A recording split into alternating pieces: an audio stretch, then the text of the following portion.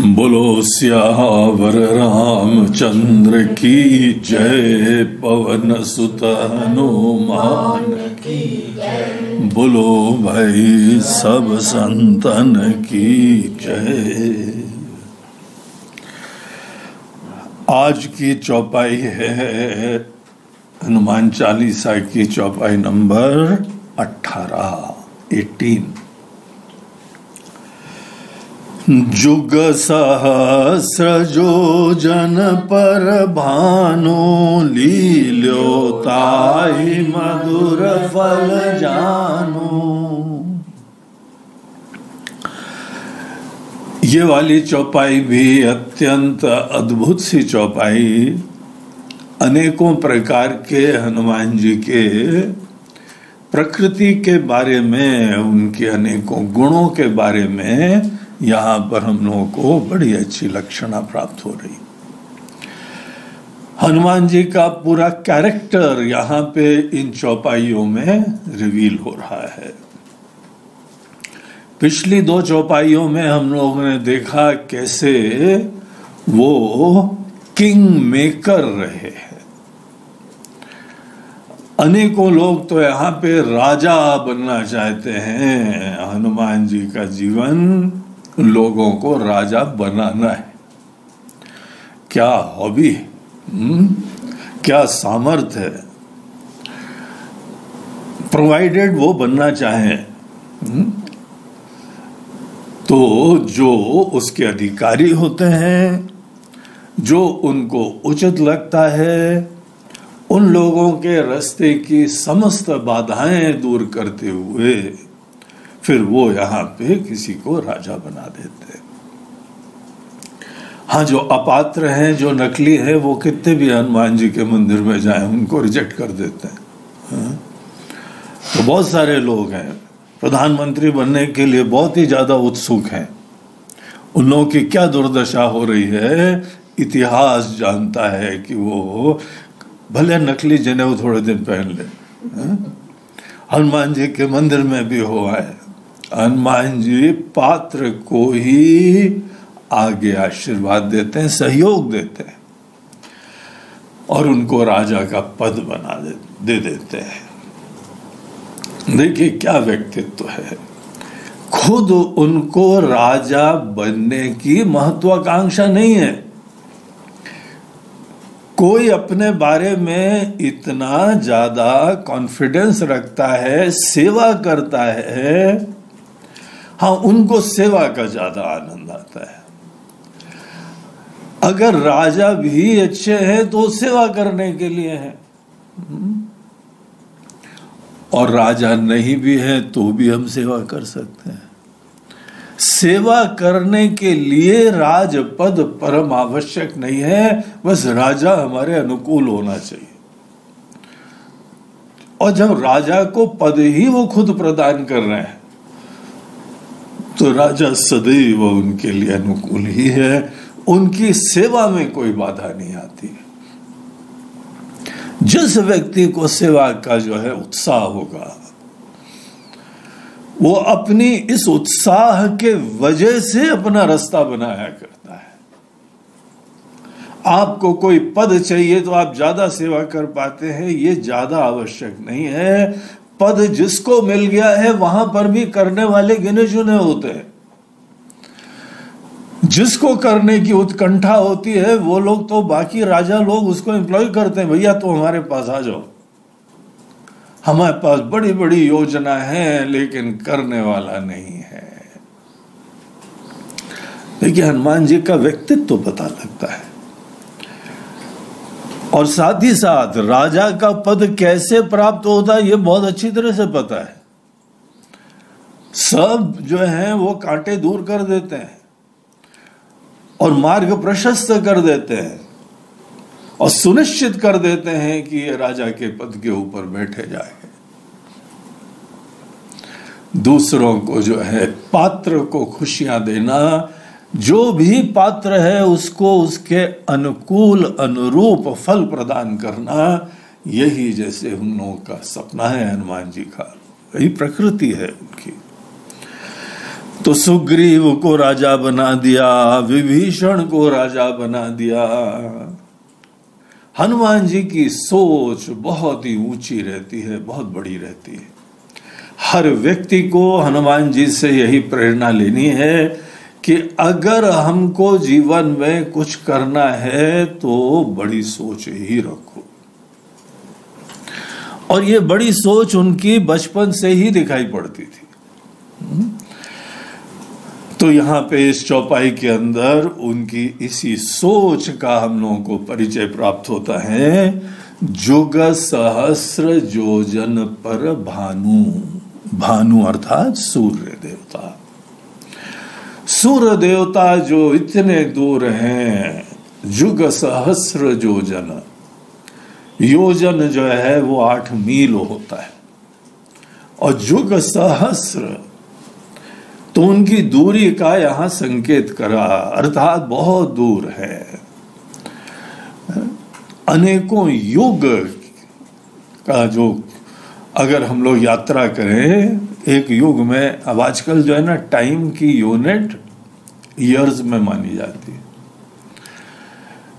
एक साल में किरण सूर्य की कितनी दूर तक चलेगी, वो 1 लाइट ईयर हो जाता है। 1,86,000 किलोमीटर्स पर सेकेंड। और उसके हिसाब से एक साल तक कितनी दूर तक जाएगी, वो 1 लाइट ईयर होता है। तो ईयर में डिस्टेंस नापा जाता है। यहां पर भी युग सहस्र योजन, तो ये यहाँ पे अभी हम लोग उसकी बाद में चर्चा करते हैं। बड़ा इंटरेस्टिंग, चौपाई के अंदर एक संयोगवशात बाय द वे बड़ा अच्छा डाटा मिल रहा है यहाँ पे, लेकिन हनुमान जी की यहाँ पे लीला प्रधान है, वही चीज हमको पहले देखनी चाहिए। बोलते इतना दूर एक सूर्य है। तो ये उनकी बचपन की कहानी थी। बाल समय रवि भक्ष की हो तब, तीनहु लोक भयो अंधियारो। तो बचपन में एक बार उनके जब भूख लगी थी, उस समय उनकी माँ थी, थोड़े दिन बाद उनकी माँ जल्दी ही चली जाती है। लेकिन उस समय बहुत ही छोटे थे, उनकी माँ ने अभी यहाँ पे शरीर नहीं छोड़ा था। उनकी माँ का देहांत जल्दी हो गया था।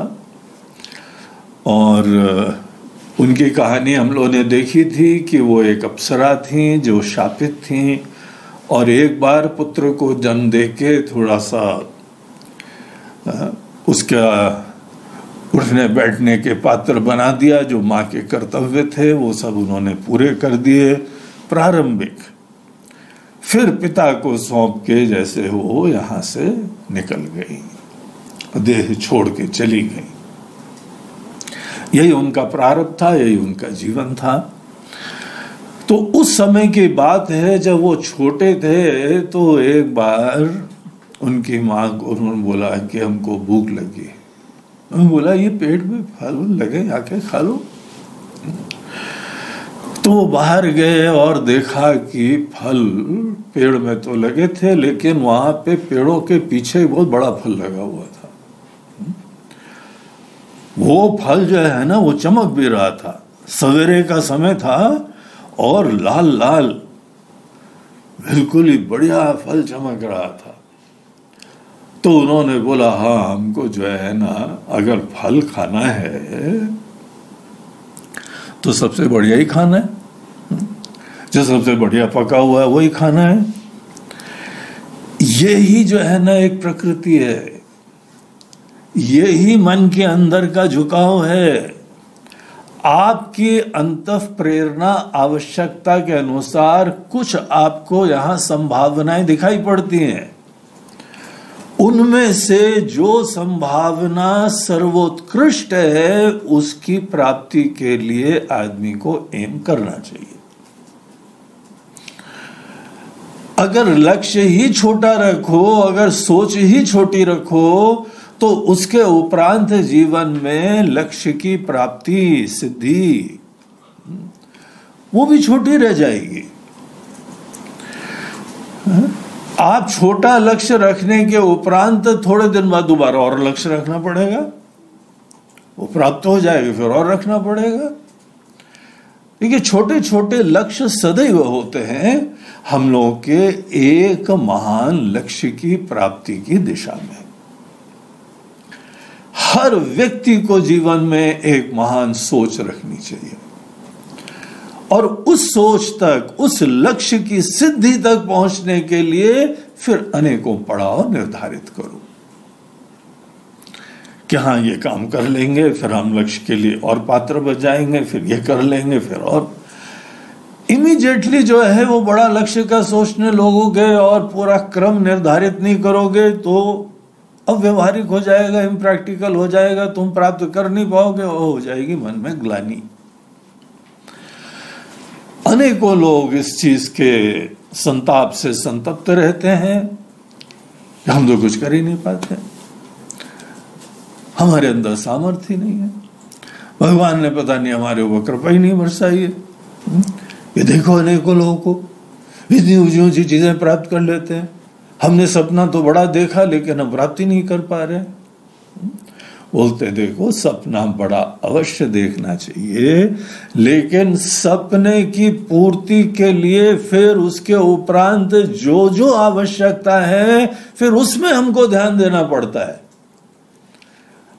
अगर हमको सपोज यहां पे जो है वो वेदांत का ज्ञान प्राप्त करना है, वेदांत का ज्ञान हमारे लिए गोल है, अल्टीमेट बेस्ट पॉसिबल ज्ञान, लक्ष्य जीवन का, जहां पे हम खुद ही अपने परमात्मा से एक होके स्थित हों, अविनाशी अजन्मा अमृत स्वरूप बन जाएं, ऐसा जो है लक्ष्य की प्राप्ति। लेकिन लक्ष्य की प्राप्ति के बाद फिर हमको अनेकों उसके लिए सहायक चीजें क्रमबद्ध तरीके से प्लान भी करनी पड़ेगी और उस चीज की प्राप्ति के लिए मेहनत करनी पड़ेगी। अगर बहुत सिंसियर हो तो सोचो कैसे प्राप्त होएगा, फिर हमको जो है उसका प्रमाण ग्रंथ जो वैलिड नॉलेज है उसकी, वो उपनिषद का ज्ञान, वेदों का अध्ययन, वेदांत का ज्ञान प्राप्त होना। वेदांत का ज्ञान हमारा गोल हो गया, ठीक है, अब वेदांत के ज्ञान के लिए क्या गोल होगा, फिर वहां पे हम विचार करेंगे, अर्थात क्रम होना पड़ता है। फिर उसके बाद उसके लिए हमको गुरु के पास जाना है, गुरु के पास जाना है, वहां सेवा करनी है और वहां पे हमको संस्कृत भी पढ़नी है, हमको वैदिक चैंटिंग भी करनी है, हमको बाकी जो है इनिशियल प्रकरण ग्रंथ भी पढ़ने हैं। अब हम इस समय जो है रामा रामो रामा कर रहे हैं और उनको प्राप्त क्या करना है, ब्रह्म ज्ञान। हमको ये कनेक्शन देखना पड़ता है। फिर पूरी एनर्जी इस समय वर्तमान में जो चीज की सिद्धि करनी है उसमें लगाओ, इसको सिद्ध करो, फिर नेक्स्ट लक्ष्य, फिर वो हमको और दूसरा, फिर और दूसरा, इस तरीके से लक्ष्य की सिद्धि।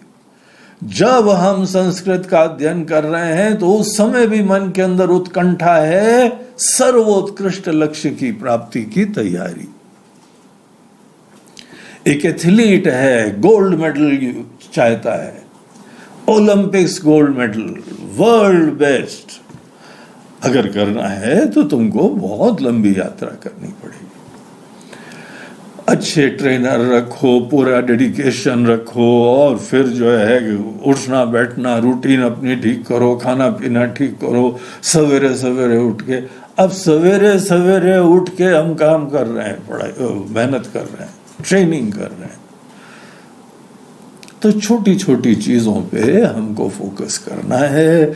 लेकिन अल्टीमेटली ये रास्ता वही सबसे महान ज्ञान की तरफ जाता है।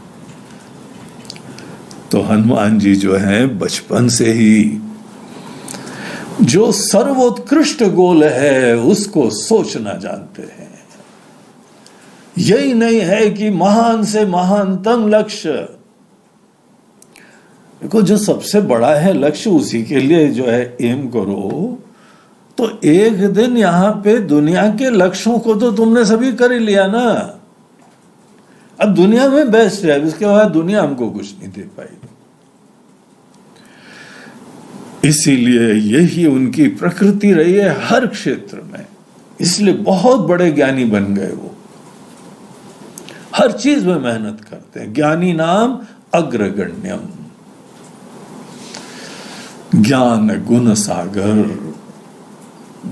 ऐसे हनुमान जी तो उन्होंने एक बार बचपन में देखा कि एक बहुत ही बढ़िया सवेरे का जो है समय था, सूर्य देवता लाल लाल दिख रहे थे, तो उन्होंने बोला ये हमको खाना है। लील्यो ताही मधुर फल जानू, और उन्होंने फ्लाइट भरी। अब माँ ने तो आज्ञा दे दी कि जाओ बेटा खा लो फल। बोला ठीक है खा लेता हूं फल, और उस चीज के लिए आगे बढ़े और बढ़ते चले गए सूर्य देवता की तरफ।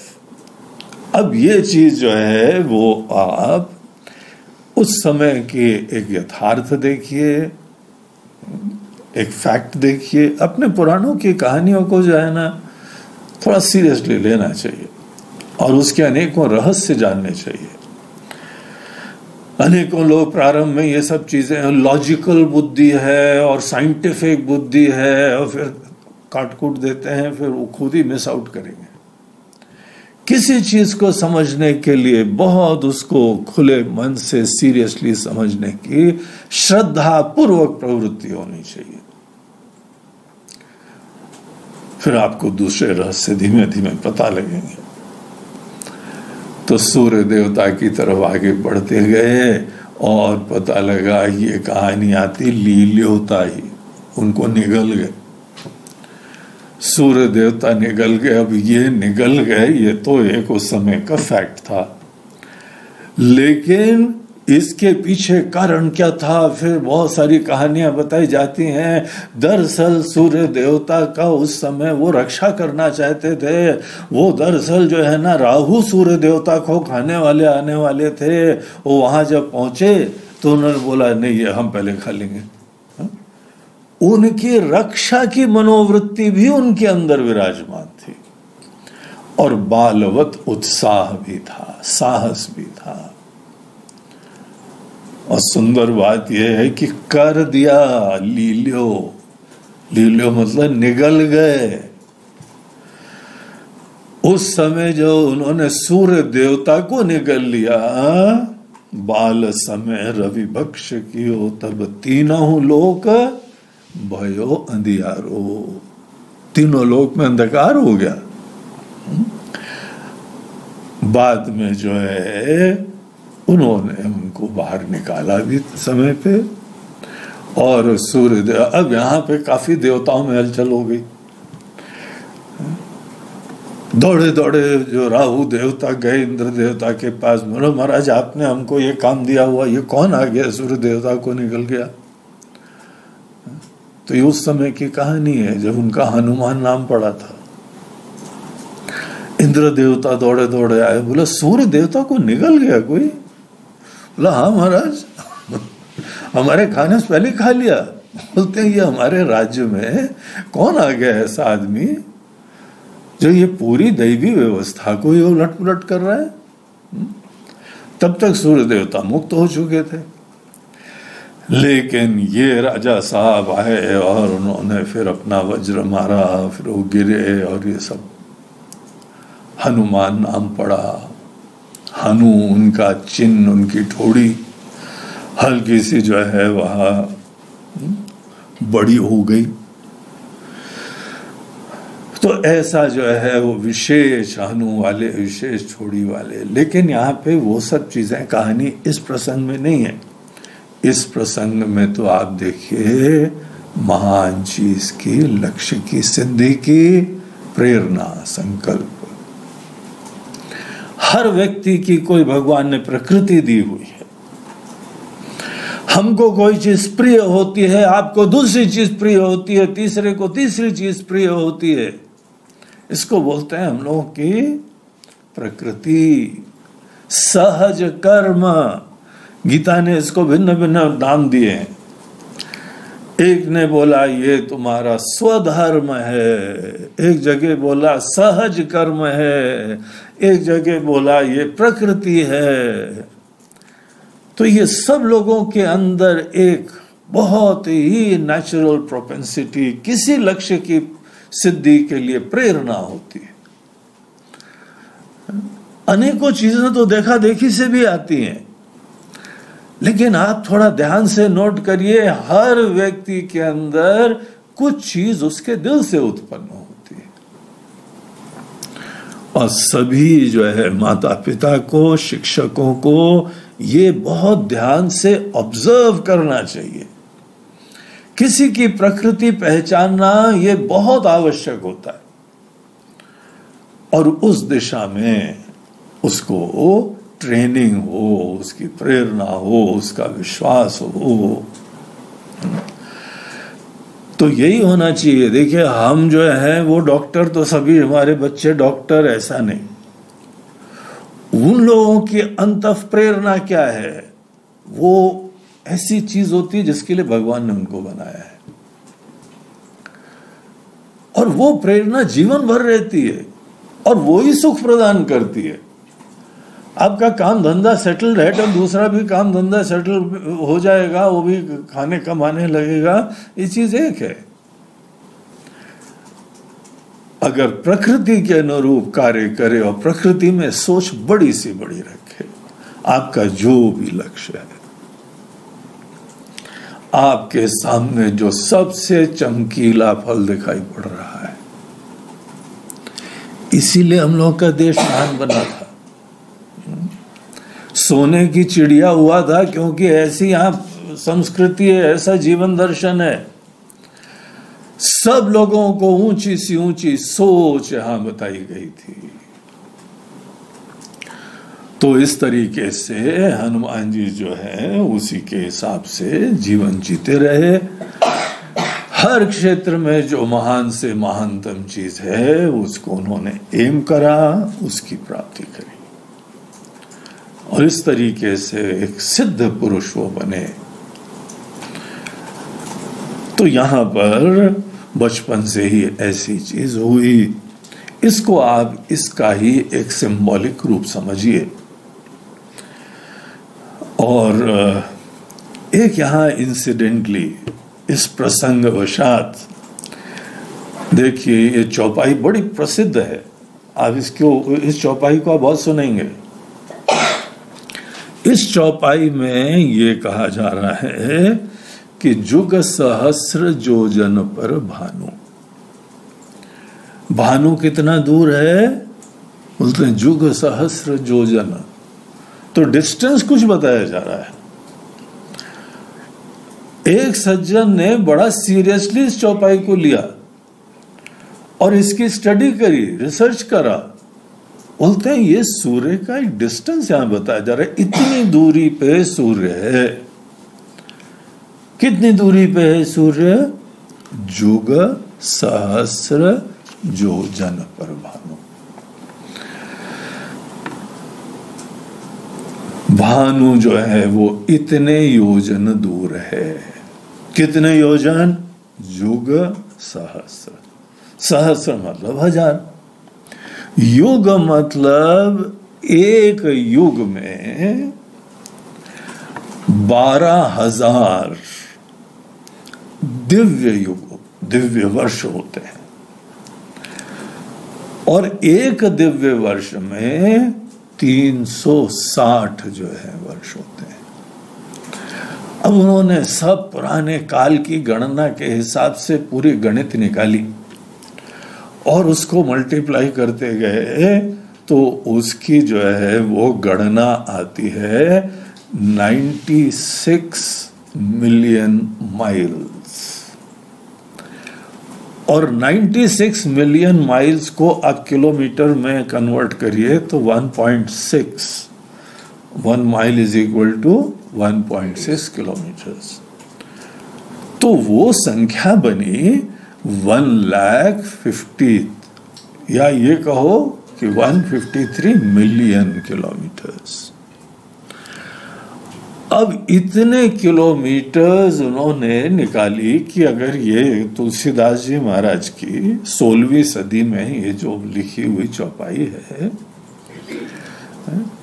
इतनी दूरी पे सूर्य देवता हैं। फिर उन्होंने साइंटिफिक अनेकों डाटा को खंगाला और ये पता करा कि सूर्य देवता की आज के समय साइंटिफिक फ्रेटर्निटी अपने अनेकों टेलीस्कोप के माध्यम से, गणित के हिसाब से वो डिस्टेंस यही निकला। बोलते वहां पर सूर्य देवता की जो है ना वो पृथ्वी से दूरी, ऑर्बिट जो है ना एलिप्टिकल है, गोल नहीं है पूरा, तो इसीलिए एक समय पास होता है, एक समय थोड़ा दूर होता है। पेरीहेलियन और एपीहेलियन उसको बोलते हैं, सबसे पास का डिस्टेंस, सबसे दूर का डिस्टेंस। एवरेज जो डिस्टेंस है वो 153 मिलियन किलोमीटर्स है। एक समय 147 होता है, एक समय 152, 153 चला जाता है। और यहां पे बाय द वे ऐसी सहजता से धीमे से बोल गए, सूर्य देवता जो इतनी दूर हैं, जैसे कि उस समय लोगों को सबको पता ही था। जुग सहस्त्र योजन पर भानु, और सबने मुंडी हिलाई, बोलते हाँ वो तो है ही वो तो प्रामाणिक है। हम लोग कितना जो है पुराने लोगों से दूर है भाई। हमारे जो है ना साइंटिफिक जो सिस्टम्स है, साइंटिफिक सिस्टम्स की भी जो है बड़ी हमको आदर करना चाहिए। वो भी पूरी प्रकृति को समझने की विनम्र कोशिश कर रहे हैं और ऐसे तरीके से कर रहे हैं जो बाकी सबके द्वारा वेरीफाइबल हो जाते हैं। यहां पे किसी साइंटिस्ट ने कोई डाटा डिस्कवर करा, वो दुनिया में किसी कोने पे भी वेरीफाइड हो सकता है। इस विद्या को साइंस कहते हैं, ऐसा वेरीफाइबल एविडेंस, और उसी के बेसिस पे फिर टेक्नोलॉजी बन जाती है। लेकिन साथ ही साथ यद्यपि साइंस के सिस्टम्स अलग हैं, पुराने मनुष्यों ने भी अनेकों रहस्य जाने हैं, उनके सिस्टम्स अलग हैं, लेकिन डाटा फाइनली एक ही आ रहा है। ये टाइम स्पेस के रहस्य, ये सब आज जो है आप सोचते हैं आइंस्टाइन ने सबसे पहले बताया क्या? शंकराचार्य जी का दक्षिणामूर्ति स्तोत्र देखो, वहां पे बाय द वे देश काल की चर्चा होती, term the time and space. 507 BC में शंकराचार्य जी का जन्म हुआ था। जीसस क्राइस्ट के जन्मदिन से, जब से ये जो है ना BC और AD चलता है, उसके पूर्व शंकराचार्य जी का जन्म था। बाद में वेस्टर्न स्कॉलर्स ने आके उसको 788 AD भी बोला, लेकिन यहाँ के विद्वान सब लोग उनको उससे पूर्व मानते हैं। और उस समय जब उनका जन्म हुआ, उस समय ये चर्चाएं हो रही थी। पूरी सृष्टि का रहस्य, एटम आदि वर्ड्स, सब चीजें यहां पर विराजमान है। एनीवे, इन लोगों के सिस्टम्स अलग हैं, और वो सिस्टम्स जो है इंट्यूटिव फैकल्टी है। देखो, हम किसी चीज को जानते हैं बाहर से अनेकों प्रकार के वैज्ञानिक उपकरणों से, और आप अनेकों चीजें जानते हैं अपने अंदर, एक जिसको ज्ञान चक्षु कहा जाता है, इंट्यूटिव फैकल्टी।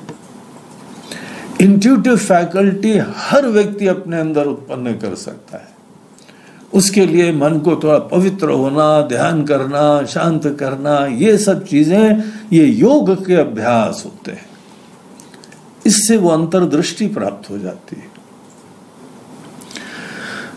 अब जिससे भी प्राप्त कर दे हो, प्रमाण सामने ही है। सूर्य देवता का डिस्टेंस बाय द वे बता रहे हैं, और वही बता रहे हैं जो इतनी माथापच्ची के बाद हम लोग पहुंचे। जुग सहस्र जो जन पर भानु, तो इतनी देव दूर सूर्य देवता हैं। वो सूर्य देवता को एक मधुर फल, मीठा फल जान के ली लो, वो ले लिया।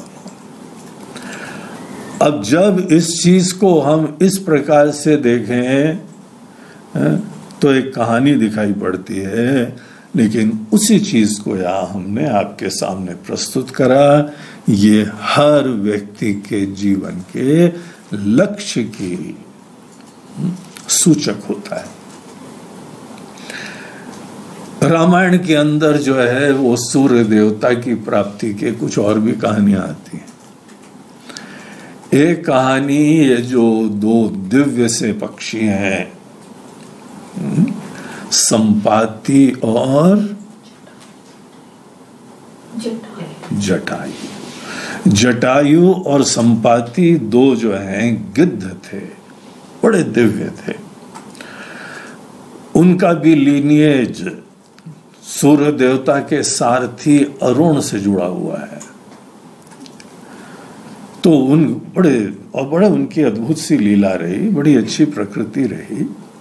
वो लोग भी जो है ना एक बार बचपन में सूर्य देखते हैं और उन्होंने भी उड़ान भरी, लेकिन उनकी उड़ान हनुमान जी से थोड़ी अलग रही।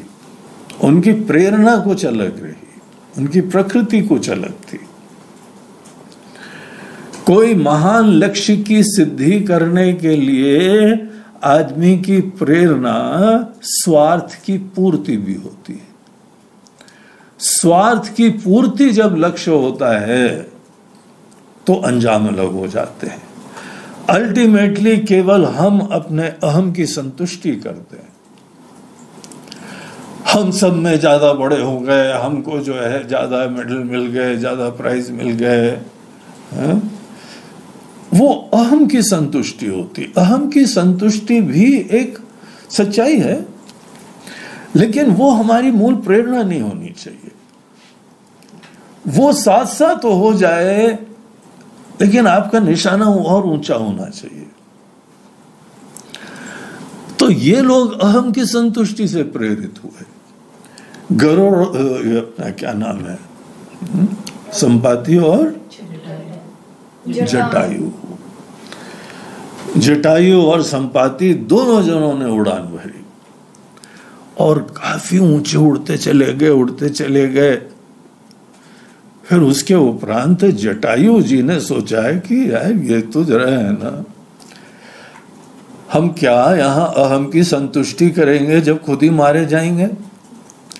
जब खुद ही मर जाएंगे तो फिर कौन सी अहम की संतुष्टि होगी। तो उनके विवेक जगा, उन्होंने बोला नहीं भाई, अहम की संतुष्टि जीते जी होनी पड़ती है, मरणोपरांत नहीं।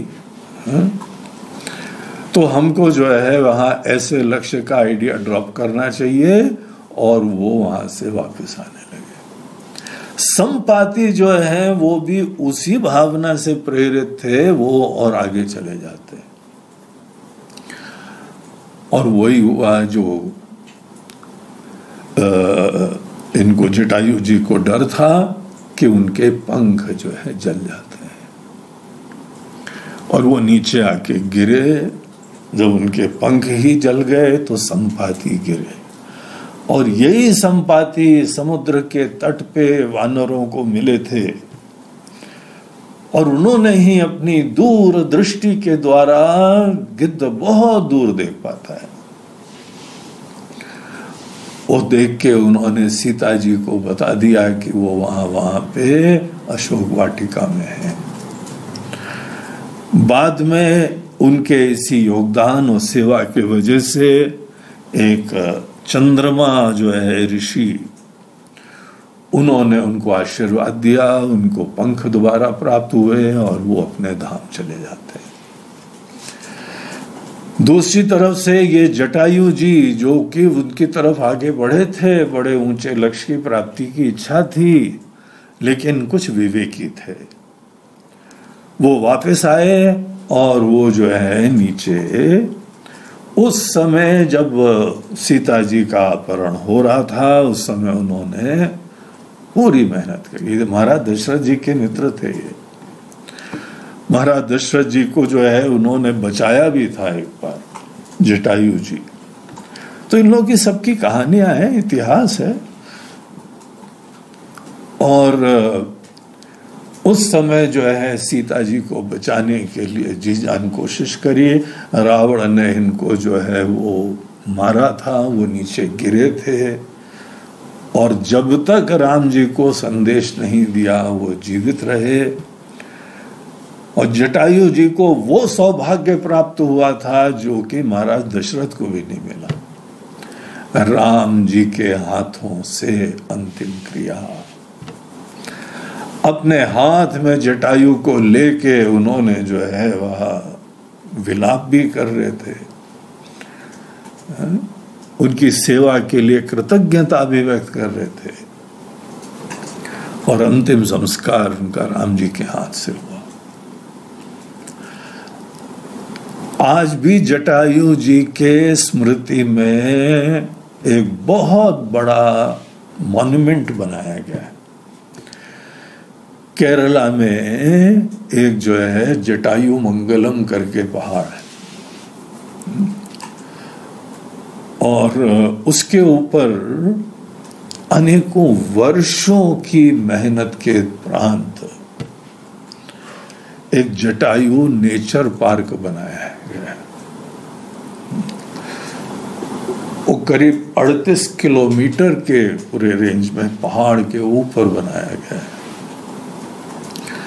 और क्या उसमें कलाकृति अद्भुत बनाई गई है कि एक पक्षी जटायु गिद्धराज वो उल्टे पड़े हुए हैं,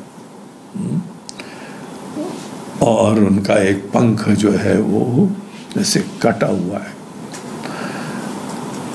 वो अपने समस्त देशवासियों के लिए और पूरे विश्व में लोगों के लिए दर्शनीय स्थान है। केरला कोई जाए तो वहां पे देखने योग्य है। इतनी विशाल मूर्ति बनाई हुई है पहाड़ के ऊपर। इतना बड़ा गिद्ध जो है वो भी किसी ने देखा नहीं होगा, वहां के कलाकारों ने बनाया। उनको प्रणाम है, उनको वंदना है, उनको आशीर्वाद है ऐसा कार्य करने के लिए। तो जटायु जी का वहाँ पे जो है वो स्मारक बना है, और वहाँ जटायु जी गिरे। और वहाँ पर भी कुछ जो है वो लोग कहते हैं कि आंध्र प्रदेश में भी एक स्थान है, वहाँ पर भी वो गिरे थे। एनीवे वो कहीं पे वन के प्रदेश में गिरे, और स्मारक कोई कहीं भी बना सकता है। तो अद्भुत सा ये इन चीज़ों से लोग प्रेरणा लेते हैं। आज हम लोगों के लिए ऐसी जगह तीर्थ हो गई है कि वहाँ पे हम जाएं और देखें कि अपने पूरे जीवन का बलिदान सत्कर्म के लिए करना चाहिए। किसी की रक्षा के लिए अपने जीवन का मोह किनारे करके जटायु जी ने सीता जी की रक्षा करने के लिए अंतिम समय तक कोशिश करी। तो उनके अंदर भी बड़ी अच्छी कुछ प्रेरणाएं थी। वो भी सूर्य की तरफ एक दिन गए थे, लेकिन विवेकी थे।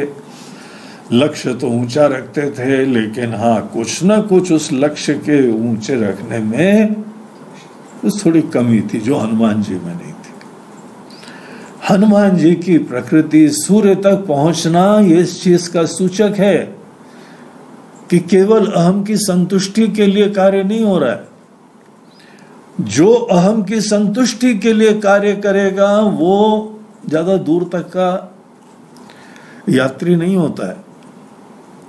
अहम की संतुष्टि कल हो जाएगी तो तुम फिर ढीले पड़ गए, आगे बढ़ने की संभावना ही खत्म हो गई। 2-4 मेडल सर्टिफिकेट प्राप्त कर लिए, उसके बाद जो है अब सब हो गया जो करना था। तो अहम की संतुष्टि छोटापना होता है, एक छोटा लक्ष्य होता है। शुरुआत में आदमी अहम की संतुष्टि के लिए करे तो ठीक है, लेकिन हनुमान जी से यहाँ पे प्रेरणा लेनी चाहिए कि वो ऐसे लक्ष्य की सिद्धि करते हैं इतने उदार भाव से, दैवी भाव से। निस्वार्थ कर्म का हनुमान जी के जीवन में हमको परिचय प्राप्त होता है। ये एक बहुत विशेष कर्म की कला होती है जो पूरी गीता में बताई गई है। कर्म खूब उत्साह उमंग से करना चाहिए, लेकिन निस्वार्थ भाव से।